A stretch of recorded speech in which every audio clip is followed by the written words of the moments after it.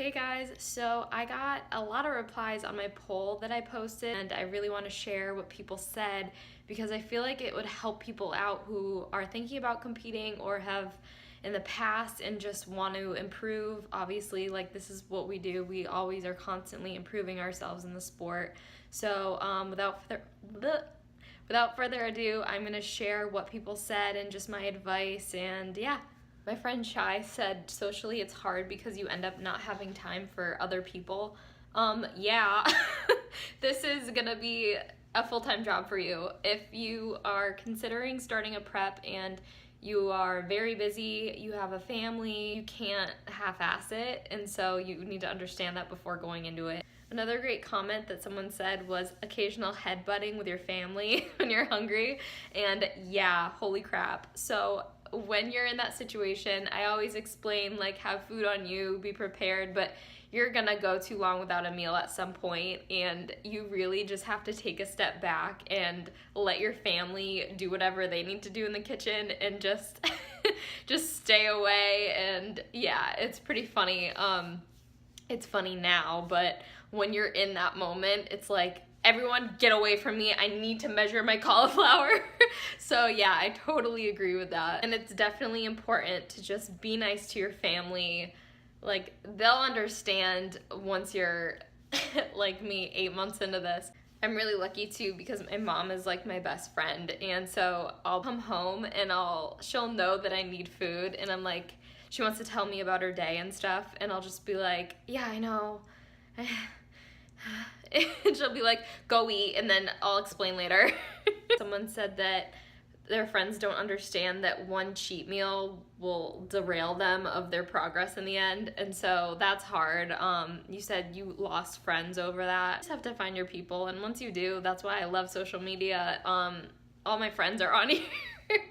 Of course, I have friends in real life, but I've connected with so many people and connected on here and then have met them in real life or have competed with my friends who I've met. So yeah, you just find your people. Really great one I got from Alberto, who's a 3DMJ coach. He said conserving energy and starting relaxed, and this is huge because when I started my prep, I was obviously so excited to start it, and I thought I had to do kind of everything at once, and that's not how it goes. This is a process, and especially if you're doing it naturally, it's gonna take you longer than you think.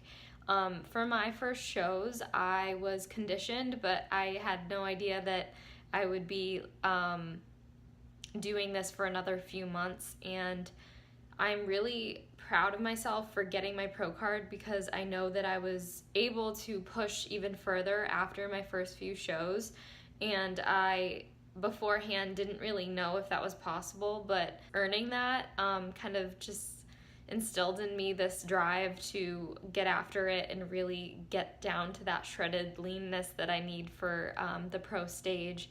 And so I'm really proud of myself for that, and I'm really excited to step on stage now because I fully believe that this is my best I've ever brought. And yeah, so that's that. But conserving your energy at the beginning is definitely huge because you get excited and you don't think of a prep as something that's kind of like in the long haul. I think it's easy to think of a prep as, okay, I'm doing this for a certain amount of weeks and then it's over, but it's kind of like, if you're already into the sport, it's kind of like what you're already doing in a sense, with extra cardio, and then your food is reduced, but it's not necessarily like you're changing up your food sources completely or you're doing a different type of cardio. You're not gonna run yourself into the ground with sprints every week. So I think that we need to think of prep as kind of just your off-season enhanced. I feel like you should have the same mindset going about things in and off season, because that way when you come out of your show, you're not so confused as to like what your plan is. Being hungry at bedtime, oh my god, yes. Okay, I don't know what it is, but like, it's when the sun goes down and you feel like no one's around or something, you just want to eat.